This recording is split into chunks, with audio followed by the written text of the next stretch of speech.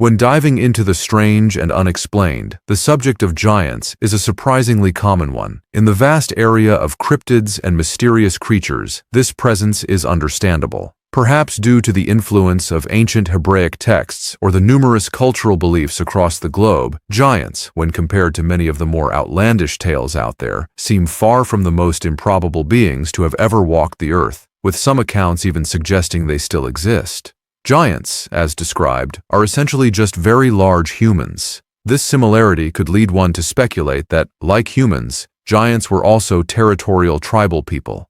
Human history, even up to the present day, is defined by our constant drive to secure the land we inhabit and to conquer the land of others to expand our boundaries and cultural reach. Beyond our inexplicable tendency for hatred, our territorial nature seems to be a primary catalyst for conflict. Therefore, it's logical to assume that if giants did once exist, their path would have crossed with humans, and these encounters would not have always been peaceful. Fortunately for us, giants are certainly not common today. It appears our ancestors were largely successful in those battles, and according to their extensive and remarkably similar legends, this includes many indigenous tribes across North, Central, and South America. These are the many compelling stories of Native Americans confronting and defeating giants.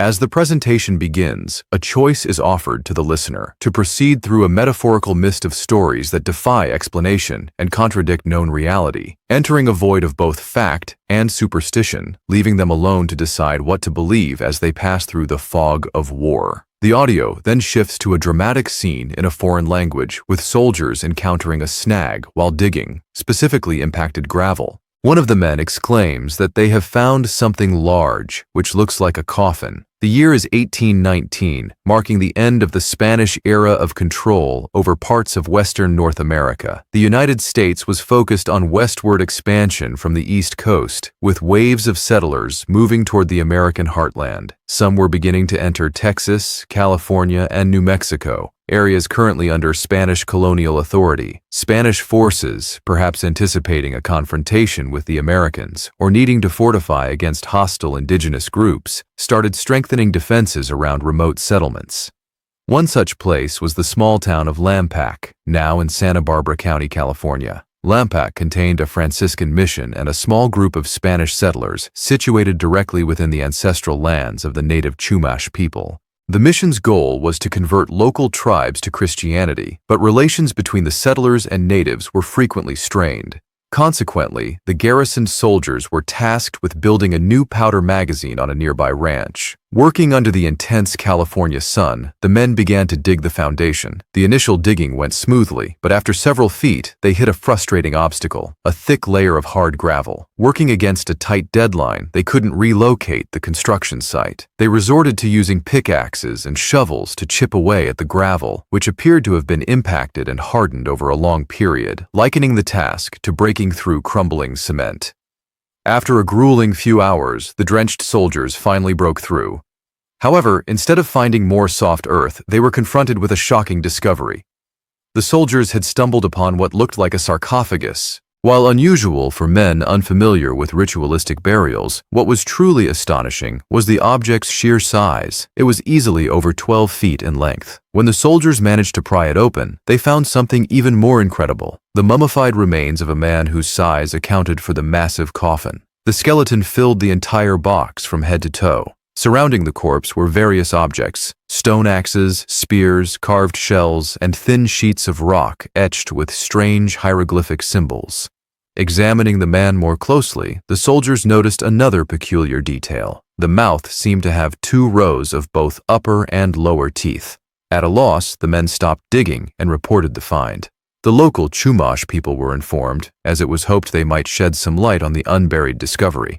After bringing a handful of Chumash individuals to the pit, the natives became noticeably disturbed upon seeing the giant skeleton and relics. According to the Chumash, the Spanish soldiers had uncovered the remains of a member of a long-extinct tribe known as the Ali Giwi. The The Chumash explained that the Ali-Giwi had once lived much further east, near the Mississippi and Ohio rivers. Years of conflict against other tribes had forced them south and west, eventually reaching Southern California. The Chumash also cautioned the curious Spaniards about the religious significance of the giants' remains. Out of respect for the Chumash elders, and as a cautionary measure, the clergy of the nearby mission advised the soldiers to rebury the remains and keep the discovery a secret. The clergy's primary goal was to introduce the Chumash to Christianity and Western civilization, and they did not want to upset them by desecrating something the Chumash considered sacred. The soldiers quickly reburied the giant and his sarcophagus, moving the powder magazine construction to another spot on the ranch, and the entire incident was quietly forgotten.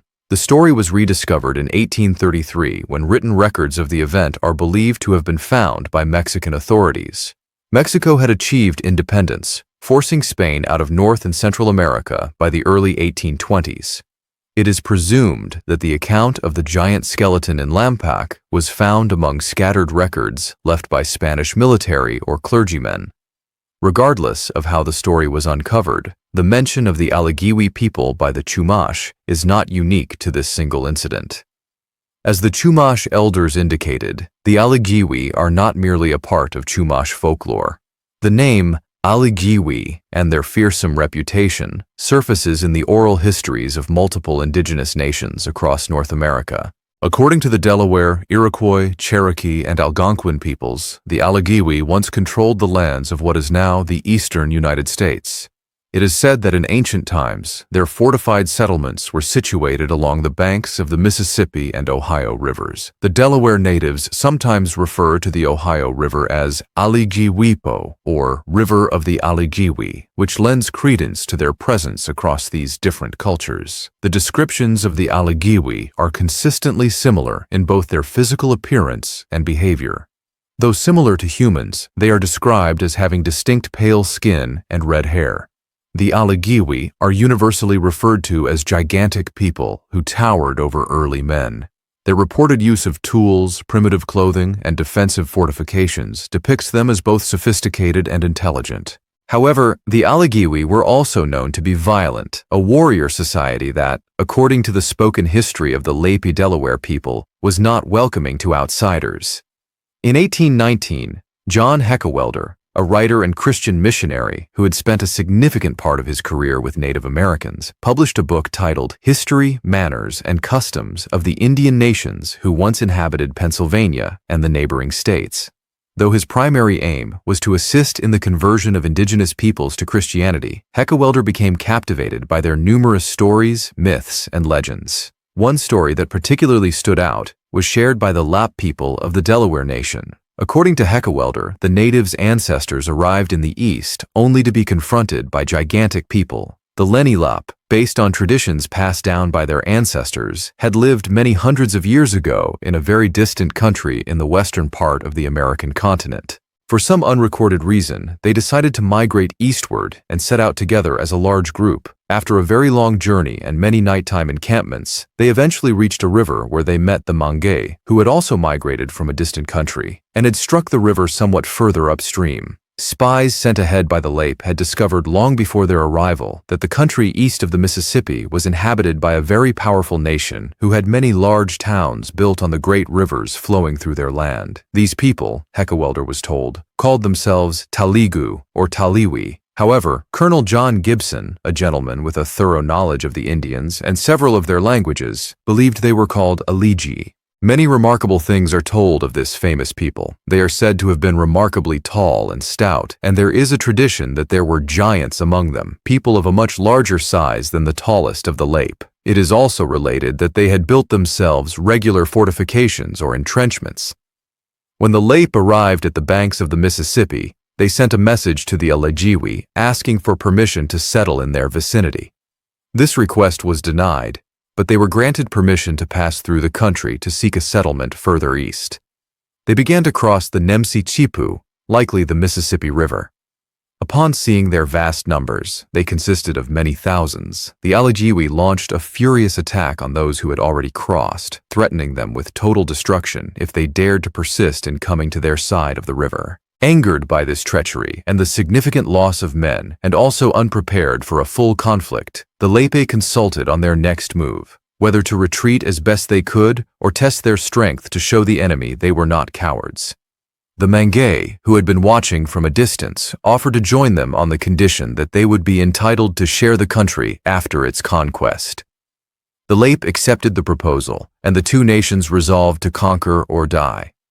The Lepe and Mangay declared war against the Alagiwi, leading to great battles in which many warriors fell on both sides. The enemy fortified their large towns and erected strongholds, especially on large rivers and near lakes, where they were successfully attacked and sometimes stormed by the Allies.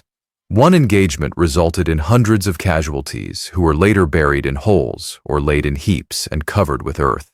No quarter was given, so the Alagiwi, eventually realizing their destruction was inevitable if they remained obstinate, abandoned the country to the conquerors and fled down the Mississippi River, never to return. When an author like John Heckewelder publishes a book, he puts his reputation on the line, knowing that book may become his legacy. It seems improbable that Heckewelder would spend so much of his life among native peoples, learning their culture and history, only to publish a book titled History, Manners and Customs of the Indian Nations, who once inhabited Pennsylvania and the neighboring states, and intend for it to be read as fiction. The implication is that giants indeed lived in the eastern United States, but due to their territorial aggression, the Lepe and Mangay tribes decided they had suffered enough. Taking a page from the story of David, they stood up against Goliath, successfully driving the giants out of their lands. Whether one finds this believable or not, the concept of early humans warring with other pre-human species is scientifically verifiable. As modern humans began to establish global dominance thousands of years ago, it is believed they clashed with another branch of human evolution, the Neanderthals.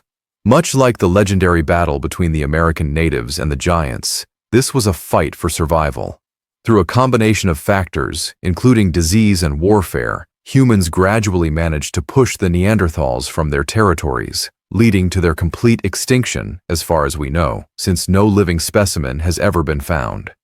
According to the Lepe story, the Alagiwi faced a similar expulsion. Realizing they could not defend their lands, they retreated south down the Mississippi River. If this was the case, they were bound to encounter the Choctaw people as they moved south. This naturally leads to the question, does Choctaw legend and oral history also mention giants? It does. Giants are even integrated into their own creation story, though they don't refer to them as Alagiwi. Horatio Bardwell Cushman addressed this subject in his 1899 book, History of the Choctaw, Chickasaw, and Natchez Indians. The Choctaw tradition spoke of a race of giants that once inhabited what is now the state of Tennessee, and with whom their ancestors fought when they arrived in Mississippi during their migration from the west. Their tradition states that the Nahullo race of giants was of wonderful stature. Cushman noted that Nahullo came to be used as a term to describe all white people, but it originally referred specifically to a giant white race the Choctaw encountered when they first crossed the Mississippi River. The Nahullo were also rumored to be cannibals. Part of the inspiration for Cushman's writing on these legends is a fascinating story told by the Choctaw about their ancestors, the Okla people. Choctaw legend says that the first of their people emerged from the dark caverns of Nanya, an ancient earth mound in southeastern Mississippi. But this is only one part of a much larger narrative. In an August 1980 issue of the Choctaw Nation's official newspaper, Bishoneek, writer Len Green published a 10-part series titled Origins of the Choctaw People Retold from Old Legends. A segment, simply titled The Great War, narrates how the Choctaws' ancestors were initially driven underground. Long ago, possibly during the Middle Woodland period, 300 to 600 AD, the territory east of the Mississippi was known as Okla, a paradise for the Okla people. The fertile soil around Nanya allowed the Okla to grow and harvest large quantities of crops, stocking their stores with corn, beans, peas, squash, and melons. The surrounding trees and bushes supplied all kinds of fruits, nuts, and berries. Game animals were plentiful, and hunters rarely returned empty-handed, although some hunting parties strayed into other tribes' lands, resulting in small skirmishes. The Okla people generally enjoyed a period of uninterrupted peace and prosperity. This tranquility was broken when a mysterious stranger named Hopinla wandered into their territory with an urgent warning. Claiming to be a messenger of the Almighty Sun Father, he announced that a race of white-skinned giants would soon descend on their lands from the north. He frantically urged them to prepare for the imminent danger, but the Okla initially dismissed his warnings as the ramblings of a lunatic. They soon realized the man was not insane. Reports came from smaller villages on the outskirts of Okla territory that they had been visited by several massive, pale beings. Due to their immense size, the Okla called them the Nahullo. At that point in Choctaw history, Nahullo simply meant giant, though it has since become a general term for white people in the Choctaw language. While the giants were peaceful during these initial visits, their mere presence was enough to alarm the Okla hierarchy, which quickly dispatched bands of warriors to track the invaders. As the warriors set out, Hopenla was brought before the Council of Chiefs. While the council's main concern was protecting their people, they were also resolute in defending their sacred homeland. Hopenla, however, informed them that a direct fight with the Nahullo would be hopeless. The giants were simply too powerful. The Okla's best chance for survival, he advised, was to gather all the supplies they could and go into hiding. When asked where they could take shelter, Hopenla led the chiefs to the river behind Naniwaya. There, he revealed a concealed entranceway to an extensive network of caverns running deep beneath the sacred mound, complete with flowing freshwater streams. Turning to the chiefs, Hopenla instructed them, "We must bring to this cavern all of the corn we can gather, all of the nuts, all of the pigs, and all other foodstuffs that we can store. We may also eat of the white and gray mushrooms that grow in these caverns, but we must not touch the black mushrooms, for they are filled with a terrible poison." Although some chiefs wanted to wait for the scouting parties to return with more information, Hopenla stressed the urgent need to begin preparations immediately, warning that once the invasion began, it would be too late. The chiefs mobilized their people and prepared to shelter underground. Their decision came just in time. In the fall of that year, the Nahullo struck with full force. They swarmed into Okla territory from the north, killing and burning everything in their path. The grim reports from the surviving scouting parties described the futility of their defense. "Our arrows and darts but pierced their skins deep enough to make them angry," the warriors reported. "With their huge clubs and axes, they scattered us as a flurry of dried leaves before a high wind." The ground became so slick with blood and escaping innards that it was hard to stand and fight, and the streams and rivers ran red with the blood of the Okla. Fortunately, by this time, the caverns were almost fully stocked with all the provisions and supplies the Okla could gather. For many chiefs who had wanted to fight for their homeland, the decision to abandon it was difficult, but the lives of their people were more important than their pride. Thus, the Okla left the surface and journeyed underground. The Okla remained hidden underground for a considerable period. Eventually, their initial food stores depleted. Only a few ventured out on rare occasions, and only during the nighttime hours to hunt, fish, or harvest what food they could. But even while hunting wild game, the Okla were constantly being hunted by the Nahullo. Days turned into weeks, weeks into months, and soon they had spent years in hiding. They were surviving, but it was not a sustainable way of life. They had been underground for so long that some of the younger generations had never seen the sun or felt its warmth. But one day, a rebellious young man stepped forward, determined to change their fate. Addressing the war leader, one of the chiefs expressed his frustration.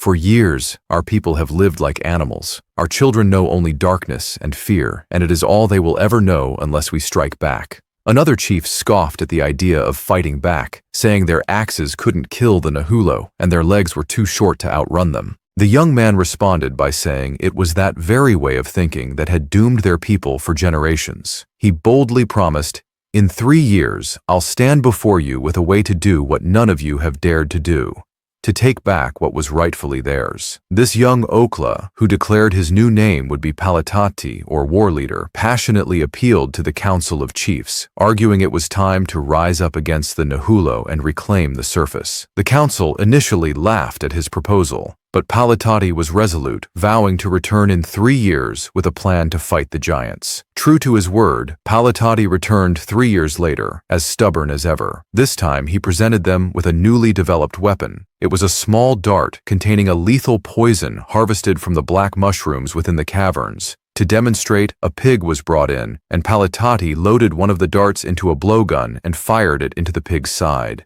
The chiefs remained skeptical.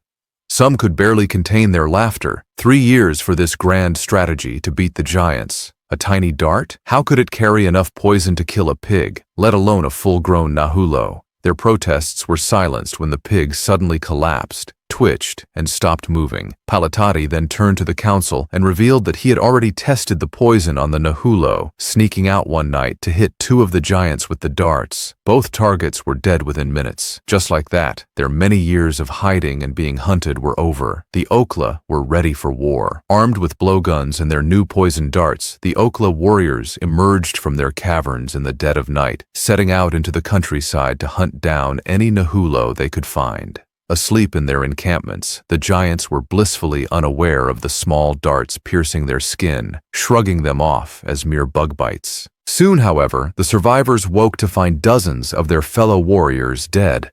The Nahullo mistook the attacks for a plague of poisonous insects. Hoping to avoid further stings, the remaining giants quickly moved their encampments far away from the Naniwaya mound where the Okla had been hidden. But the Okla warriors did not relent.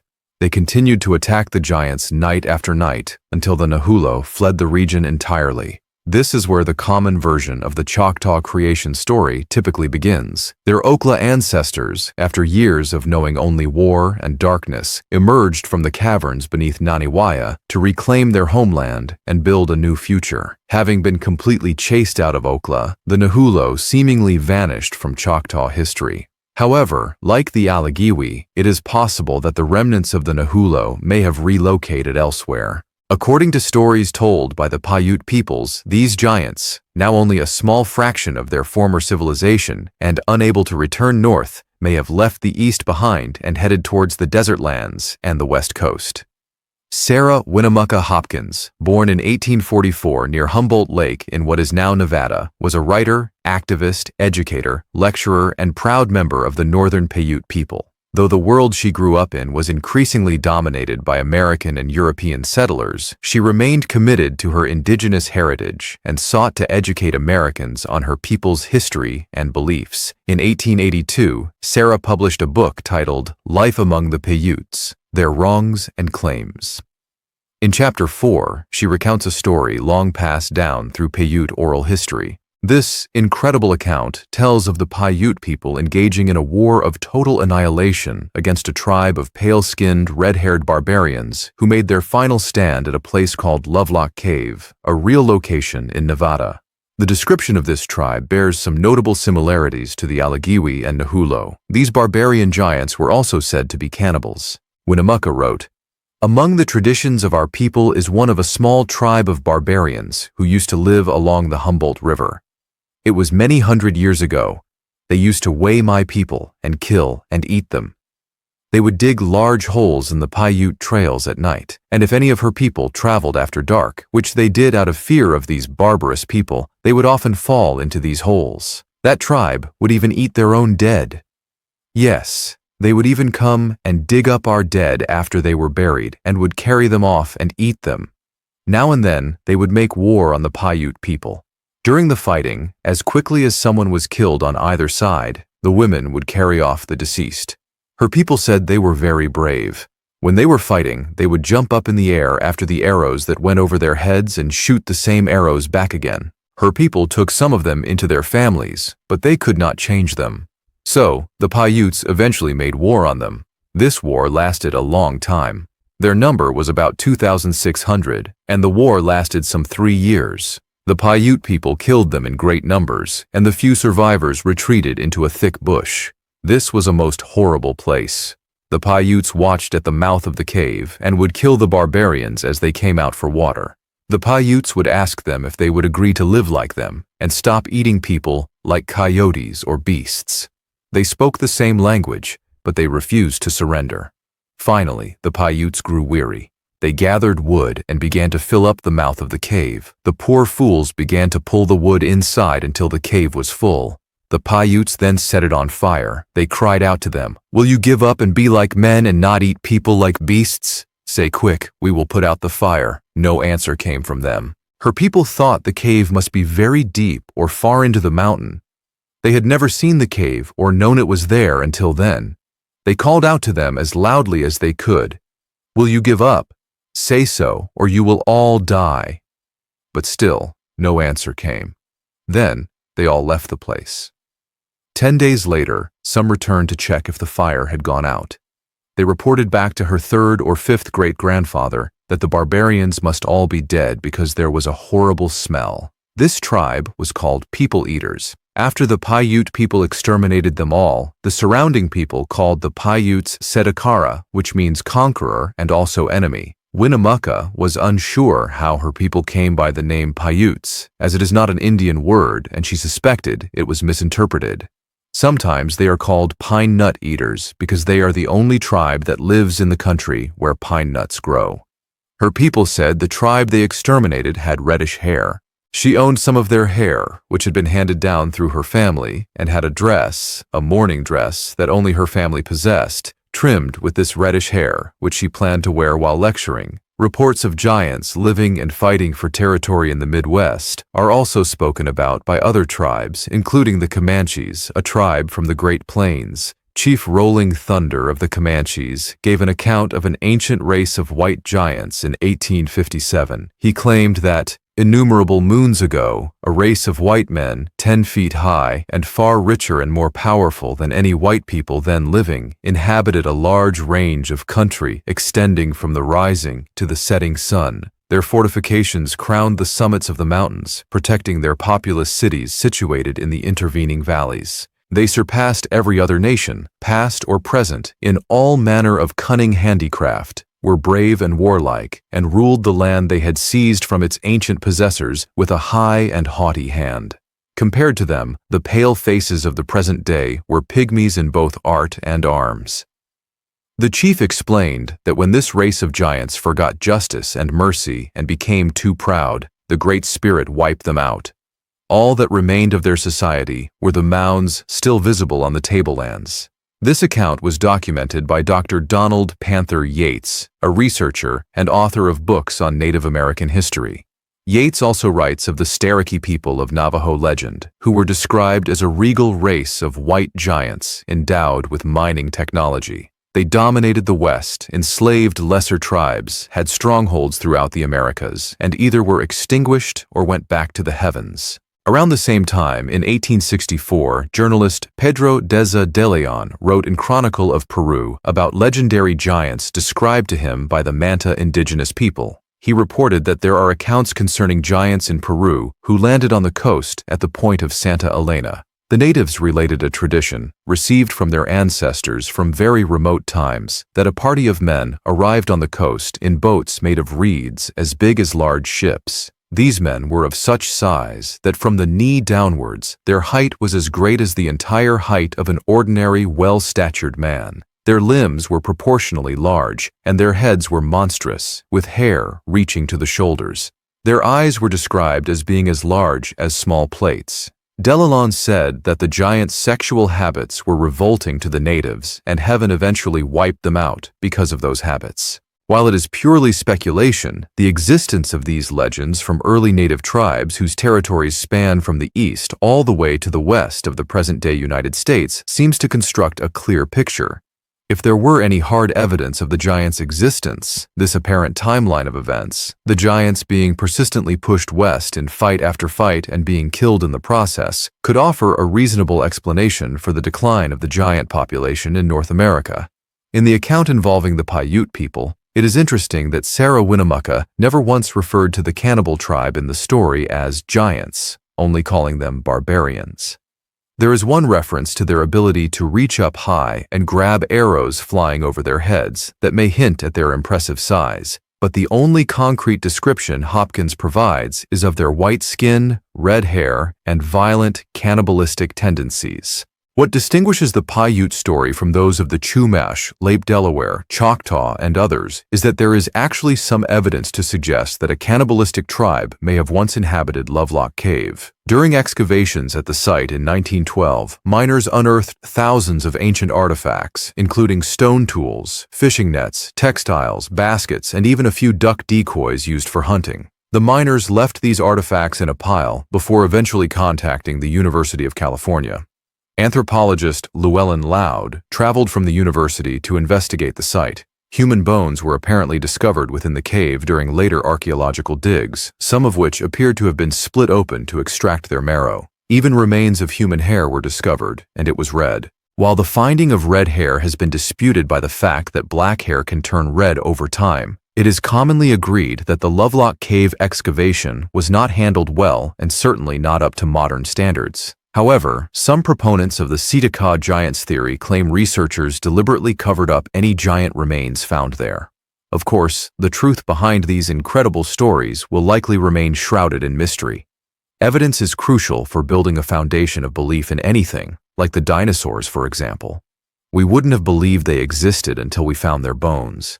But even when William Buckland found the fossilized bones of a megalosaurus in 1824, he wasn't the first. They had been uncovered for centuries. It was just that nobody knew what the bones were, thinking them to be elephant bones. The idea of extinct giant reptiles was far too radical to consider. Still, dinosaurs wouldn't become a mainstream fascination until 30 years after Buckland's discovery, when the megalosaurus was finally displayed along with two other model dinosaurs at London's Crystal Palace in 1854.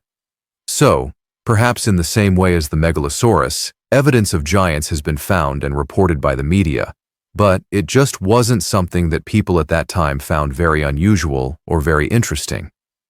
And over time, the idea of giants ever existing slipped into obscurity, eventually becoming a thing of myth. But if the giants are merely myths, why would there be stories like these in American newspapers? On July 9, 1908, the Sunday edition of The Call, a widely read and reputable paper in San Francisco, California, featured a rather interesting front page. Alongside the day's forecast, news about the socialist labor candidate for president who declined his nomination, gossip about a popular divorce case where a doctor claimed his wife was like a vampire sucking my blood drop by drop, an accidental shooting at an old soldiers' camp meeting, and an update on the rise in anarchy in Salvador was something eye-catching. A story titled, "Discover Skeletons of 14 Prehistoric Indians. Remains of Giant Race are Found Near Santa Monica Beach." The Special Dispatch from Los Angeles, dated July 8, reported, 14 skeletons of giant Indians supposed to have roved this section centuries ago have just been dug from the sands of the beach on the Malibu Ranch just north of Santa Monica. The smallest skeleton indicated a stature of 7 feet, while several of the Indians must have been at least 8 feet tall. The discovery was made by 3 Santa Monica men camping at the mouth of Malibu Canyon. The skulls, teeth, and bones were in an excellent state of preservation. Many relics of an extinct race had been found in the same locality, but no skeletons of such size had ever before been unearthed. Just over a week later, the same story ran in another reputable paper, the Lampak Journal. On the front page of the Saturday, July 18, 1908 edition, right above a blurb about new laws regarding railroads and lumber transport safety, and a terrible story about a respected government man killing his 3-year-old daughter and himself, was a story titled, "Find Bones of Giants." Santa Monica. What is believed to be the burial ground of the giant race which inhabited these shores before the discovery of California by Cababrio, was found last week by campers on the beach of Malibu Ranch, where they camped. The party observed a skull protruding out of the ocean's shelving bank of sand and gravel. Digging for a few minutes, they unearthed 14 more skulls and a number of complete skeletons, all more than 7 and several over 8 feet long. A large collection of heavy stone mortars, pestles, utensils of various kinds, and arrow points were dug up nearby. Imagine a story like that today, squashed into a small section on the front page of your daily paper and not being the main headline of the day. Clearly, it was treated more as an archaeological interest piece rather than something anyone would find all that shocking. So, perhaps there was a time, not too long ago, when the existence of giants wasn't considered so far-fetched, and despite what the first article stated, this discovery on the beaches of Santa Monica, California, is not an isolated incident. On the front page of the Butler County Democrat from a decade earlier, January 19, 1899, in Hamilton, Ohio, was a story titled, Full description of the skeleton found at Miamisburg. A skeleton measured at 8 feet 1.5 inches was found buried in a sitting position with the skull drooped between the knees. It was uncovered in the Miami Valley by 2 men, an area where it was apparently common to find relics of what the article referred to as mound builders. The article went into detail, discussing the anthropological comparisons being made between this large fossilized skeleton and Pithecanthropus erectus discovered by Dr. Dubois in Java. Then there is page 3 of the Northern Arizona paper, The Prescott Journal Miner, published on February 11, 1913, a few years after the Santa Monica Beach discovery. The headline read, "Ancient Burying Ground Uncovered." Skeletons found indicate that race of giants once lived on banks of Sycamore Creek. Another 8-foot skeleton was discovered, this time by a Mr. Corbin of Sycamore Creek. The story also alluded to the discovery of a second massive skeleton by a man named Peter Marks on Walnut Creek only a few months prior. There is even a much more recent discovery that made headlines. Perhaps it went unnoticed during the height of the pandemic, or because most people have no real interest in the existence of giants. But in January 2022, another article was published by an archaeological magazine and quickly circulated online. Giant 7 to 8 foot skeletons uncovered in Ecuador sent for scientific testing. It seems Pedro Deza de Leon's interviews with the Manta people from 160 years ago now have some validation. The article explained that British archaeologist Russell Deant and his team are, as of 3 years ago, currently analyzing skeletal remains discovered in Ecuador and Peru. These bones, dating back to the 14th and 15th centuries, belong to individuals who stood an astonishing 7 to 8 feet tall. The research, funded by Germany's Freie Universität or Free University, hopes to uncover whether these finds validate the long-held belief in a race of exceptionally tall people who once roamed this region of the Amazon. The team is proceeding with extreme caution. Demon was quoted as saying, "Even though I had been working for Fry for many years, I was afraid that they may not provide funding for someone hunting for giants, and even scientists may find this a little far-fetched, especially outsiders.